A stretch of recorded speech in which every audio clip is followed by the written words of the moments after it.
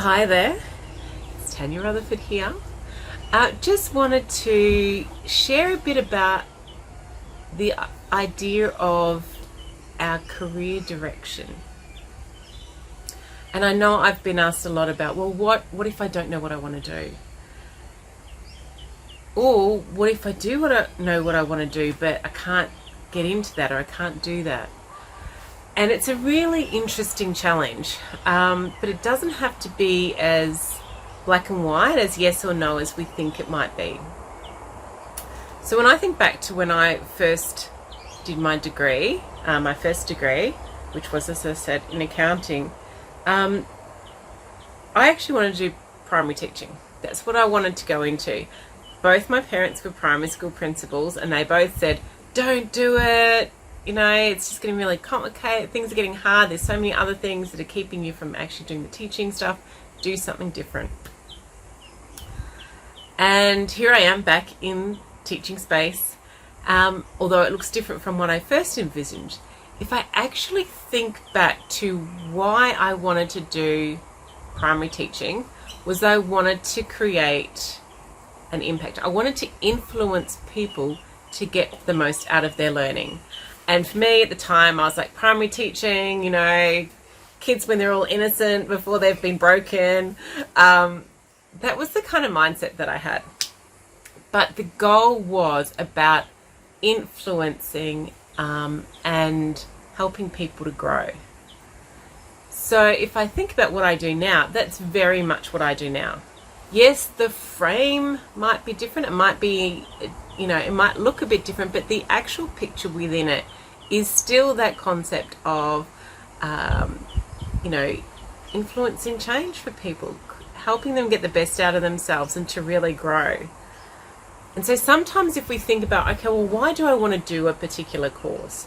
Actually, if we can drill into that core sense of what it is we're wanting to do, what is the shift or the change that we're wanting to make?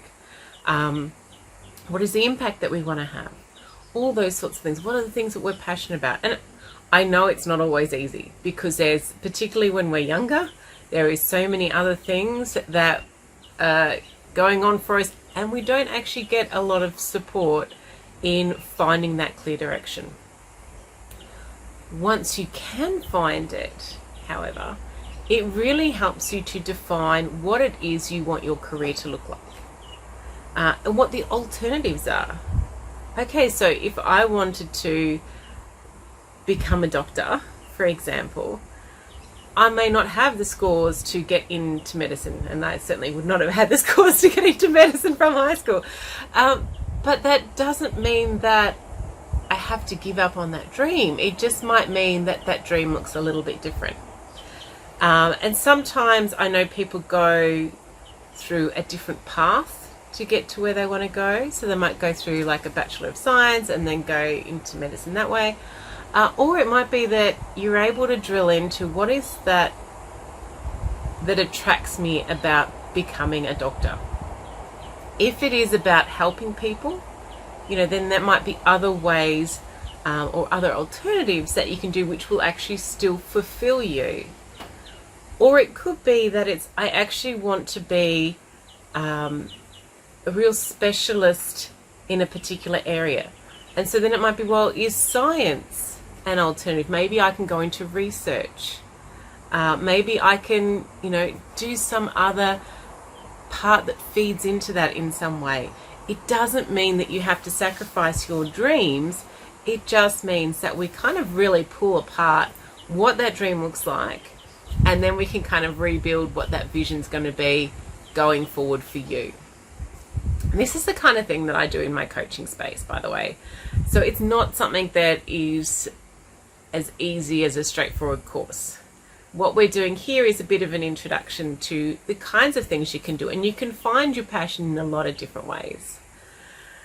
So I hope that's given you something to think about, and what I will do is come up with a few prompts that you can think about to kind of try and start pulling apart what that underlying desire is, that passion.